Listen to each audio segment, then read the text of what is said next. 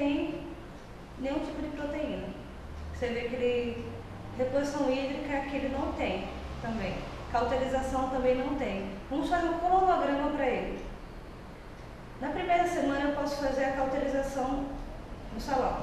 Ela faz a cauterização, dou toda a força que ela precisa para que na segunda semana ela venha fazer a nutrição. Por quê? Porque os óleos essenciais, ele vai dar mais força, mais flexibilidade ao fio. Na terceira semana, a reposição hídrica, porque como vocês estão vendo aqui, ele não tem nenhuma emoliência. Na terceira semana, fazendo a reposição hídrica.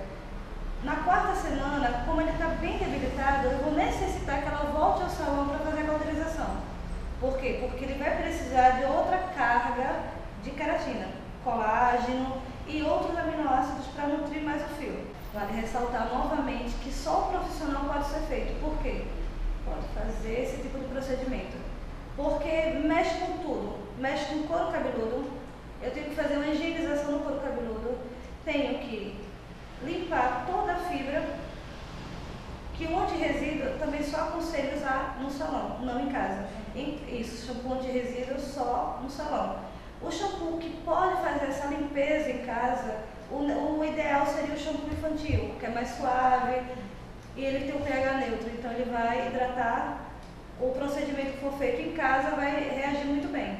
Depois de um mês, que o cronograma você segue de 4 semanas, depois de um mês você volta para o seu terapeuta capilar, aí ele vai lhe indicar o produto específico, tipo shampoo, condicionador e leave-in. Aí você vai alternar. Em uma semana você hidrata, faz a reposição hídrica em casa. A segunda semana você lava normal para deixar o cabelo respirar um pouco, porque ele não precisa tanta carga de tantos produtos. Na terceira semana você faz a reposição hídrica novamente ou até mesmo a nutrição. Mas com a reposição hídrica você já vai ter um resultado bom. Na quarta semana você lava novamente com shampoo específico, para não sobrecarregar o fio novamente.